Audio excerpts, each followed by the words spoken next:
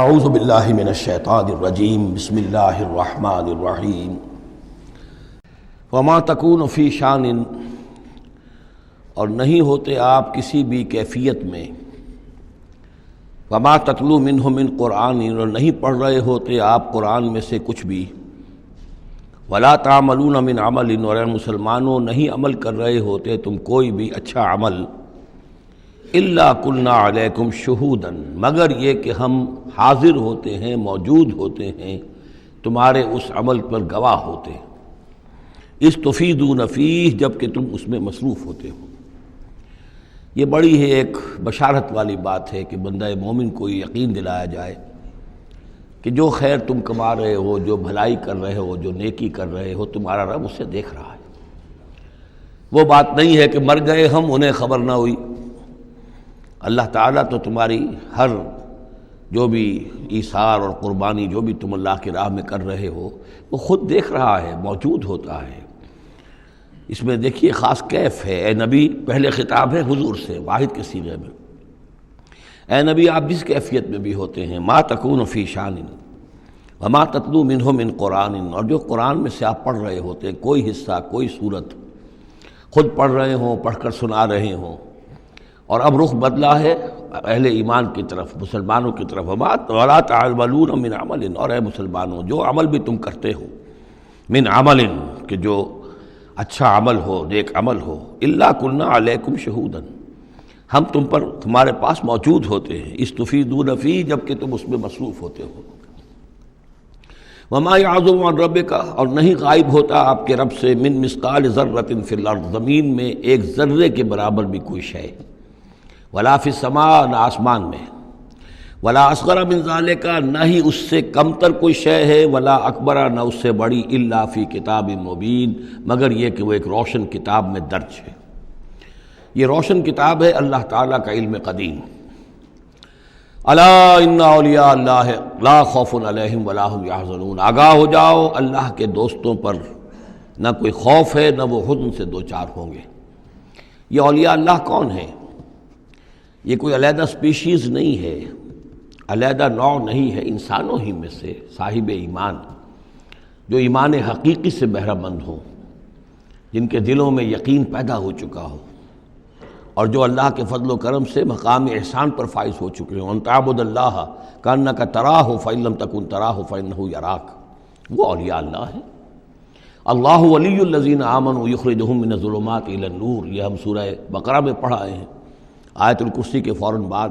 اللہ ولی ہے اہل ایمان کا، انہیں نکالتا ہے اندھیروں سے روشنی کی جانب، اور اہل ایمان ولی ہیں اللہ کے۔ الا ان اولیاء اللہ لا خوف علیہم ولا هم یحزنون، اللہ کے دوستوں پر، ساتھیوں پر۔ اب ظاہر بات ہے جو اللہ کا دوست ہوگا اس کے اندر اللہ کی غیرت ہوگی، وہ اللہ کے دین کو پامال دیکھ کر تڑپ اٹھے گا، اللہ کے شاعر کی بے حرمتی ہو رہی ہو وہ اس کو برداشت نہیں کر سکے گا، وہ تن من دھن لگا دے گا اللہ کے دین کو غالب کرنے کے لیے، وہ ہوگا اللہ کا ولی۔ یہ تو نہیں کہ صرف کوئی ایک لبادہ اوڑھ لیا ہو، ایک لباس جو ہے پہن لیا ہو، اور صرف جو ہے خاص قسم کی شکل بنا لی ہو تو وہ اولیاء اللہ ہو جائیں گے۔ اولیاء اللہ تو وہ ہیں کہ جو واقعتاً اللہ کے ساتھ وہ تعلق رکھتے ہیں وفاداری کا، تو وہ ہیں اولیاء اللہ۔ اور یہ کون ہے اولیاء اللہ؟ اگلی آیت میں اس کی خود وضاحت کر دی، الذین آمنوا وکانوا یتقون۔ یہ کوئی نئی سپیشیز نہیں ہے، انسانوں میں کوئی علیحدہ قسم کے انسان نہیں ہے، وہی انسان کہ جو صاحب ایمان ہو اور تقوی کی روش اختیار کرے، اور وہ تقوی ہم پڑھ چکے ہیں، اذا اتقوا وآمنوا وعملوا الصالحات ثم اتقوا وآمنوا ثم اتقوا واحسنوا واللہ یحب المحسنین، یہ سورہ مائدہ کے اندر آیت آ چکی ہے۔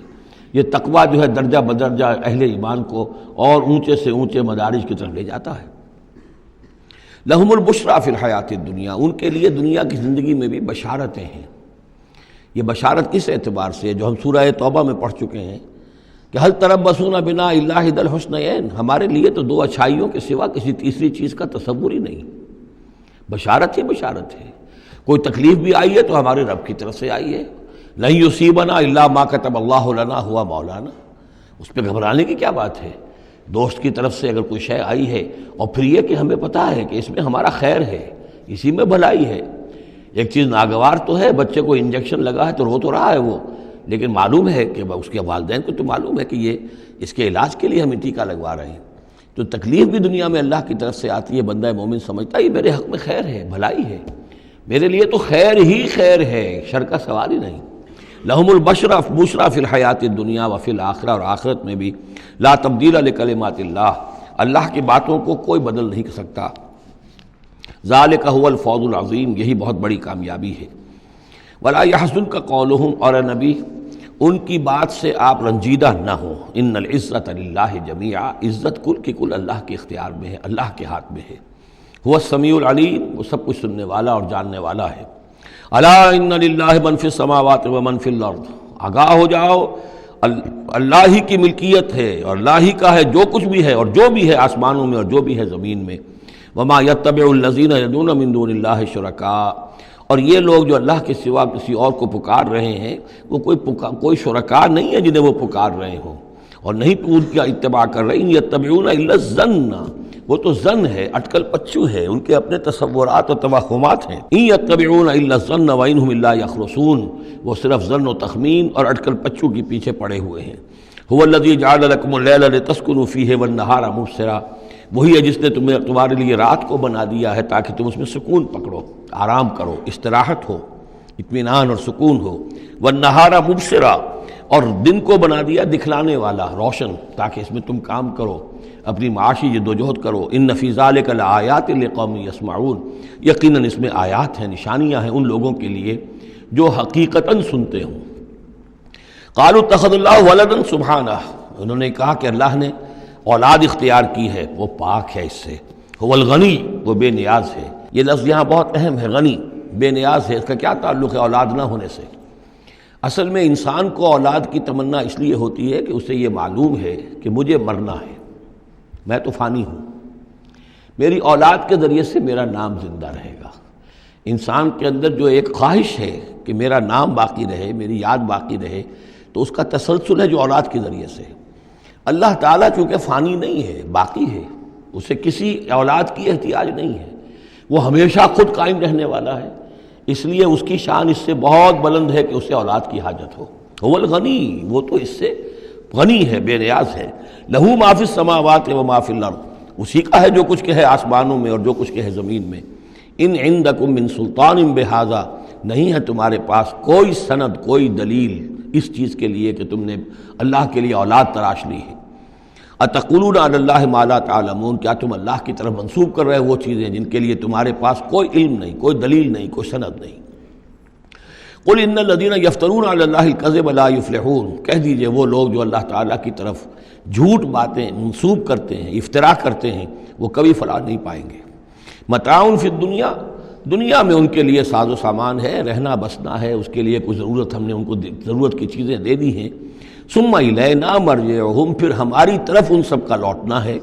ثم نذیقہم العذاب الشدید بما کانوا یکفرون، اور پھر ہم انہیں مزہ چکھائیں گے بہت سخت عذاب کا، ان کے کفر کی وجہ سے جو وہ کرتے رہے تھے۔ صدق اللہ العظیم۔